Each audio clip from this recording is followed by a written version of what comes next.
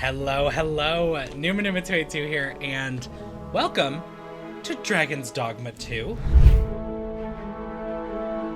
So, let's do this. Let's talk about Dragon's Dogma 2 and my first impressions of it. Amazing. I mean, I'm about 2 hours in, although an hour and a half of that was character customization. Let's be real.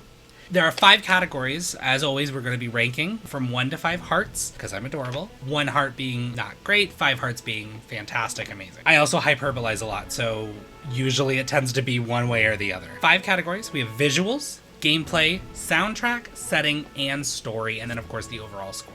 We're going to start with visuals. Visuals is going to get a 4 out of 5 hearts from me. So I almost gave it 5, and I want to give it 5.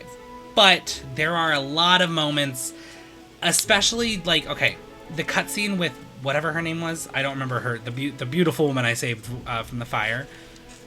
Her face was frozen during that conversation. It felt very, almost like how Starfield kind of was, where it's just very like, boom, like just there, and her mouth was moving and there were words happening, but the rest of her face didn't move a lot. There's just some moments that feel kind of uncanny valley-ish, which is, I mean, funny, and it's not a deal breaker at all, especially when the rest of the game is gorgeous. Like the foliage and everything about it is beautiful. I'm in love. So 4 out of 5 hearts, with the caveat that I still love it. Next we'll move on to gameplay. Gameplay got 5 out of 5. So here's the thing. Here's the thing about physics games. First off, that I feel like people need to understand going into games that rely heavily on either a unique or an in-depth physics system. It's gonna be clunky, because guess what? Physics is clunky. You don't perfectly jump up onto a rock. You're gonna misstep, or you're gonna sidestep it wrong and fall. Or you're gonna climb onto a dragon and it's gonna jump at the wrong time and you're gonna go flying off. That is something I think it lends to it so well. And I love physics-based games. They're a bitch sometimes, but in the best way possible.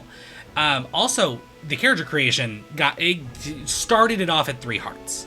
Was the character creation, because the character creator is phenomenal. I wish it gave a little bit more detail, like when you were hovering over things, to what it did, but you could figure it out if you look through it enough.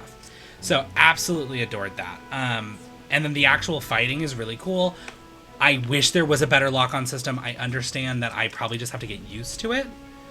But I've been, and a part of this is I just got done playing Final Fantasy VII Rebirth. So I'm coming from an auto aim system where they don't really let you hit nothing. Even when you're not locked onto something, you're usually locked onto something. So it is a little more difficult trying to rein that in and get used to this, way.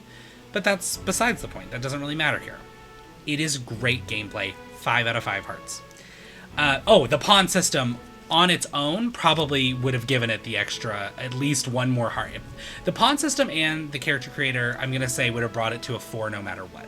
Because the pawn system is so unique, it's so cool, it is something that no one's ever done before. And I think that it's something that, like, it's what made the first game stand out, and it's just doing even more for this one. Next, we will have soundtrack. I'm giving it 5 out of 5 hearts, guys. I'm a sucker for a medieval soundtrack. Give me some bardcore, give me the orchestras and the ye old the ye old tavern music. I'm a sucker for it. And it feels nostalgic. It reminds me of old games and old adventures, and it's just something I love. I absolutely adore it.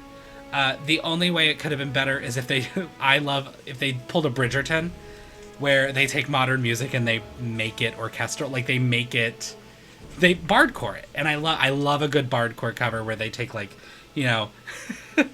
give me Formation by Beyonce, but on a fiddle with, with a bard playing the lute in the background. Obsessed. But yeah, no, soundtrack, 5 out of 5 hearts. Absolutely love it. Setting, 5 out of 5 hearts. It's gorgeous. I mean, the world I love this combination of, it's still so much wilderness, but there's cities, and that there's towns, but even the most overdeveloped one, this is still the medieval times. You're still going to see so much of that of that nature and forestry. And it's just, I just adore it. And I absolutely love the setting. This world is also so unique. Once again, you have this weird dragon arisen thing that is very unique to the setting, and I think is really cool. I'm a sucker for complex lore, so absolutely love it. So yeah, setting is getting a 5 out of 5 hearts. I'm already in love, and I cannot wait to keep diving in. Lastly, we're going to go story. I'm giving story a 4 out of 5 hearts.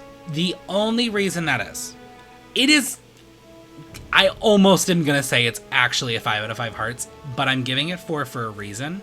And then that reason is because I feel, as much as I love the classic, you are the hero of the story, but you have amnesia, so you're a blank slate, which makes it easy to imprint your own. It's easy to do a self-insert character, which I do almost always do. And I love that. It is a cliche. It's classic for a reason, but it's generic. It is the, you've awoken in a dungeon not knowing who you are. This was a very, just even the startup was very like, hey, remember Oblivion? God, I love Oblivion. So I love that storyline, the whole amnesia thing. I adore it, but also I can criticize my own taste and interest and recognize that is a very played out trope.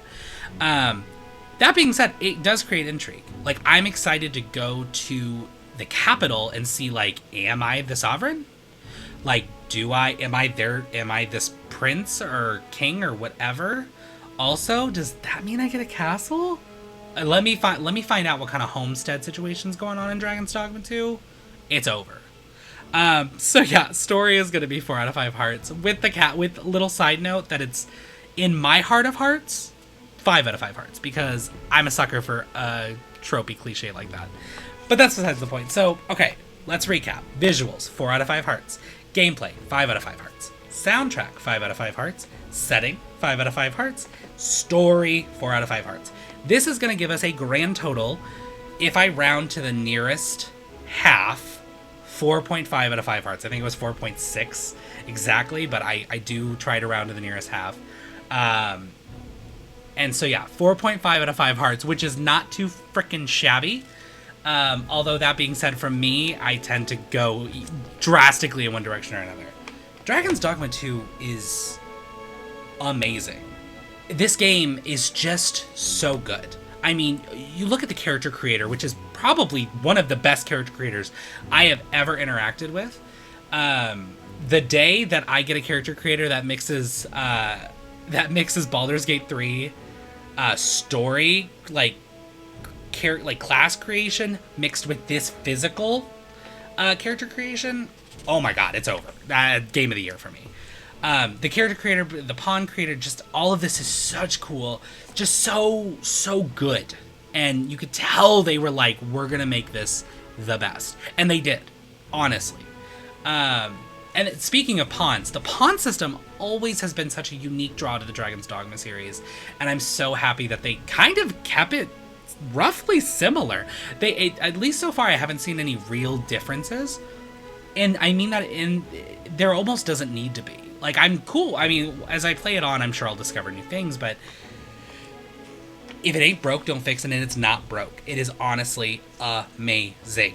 I love it so much. I'm wondering if there's a way to search for people's pawns, because I would love to use my friends' pawns, because that's going to be so cool. It's going to be something that we're definitely going to want to do, like, as a player base. I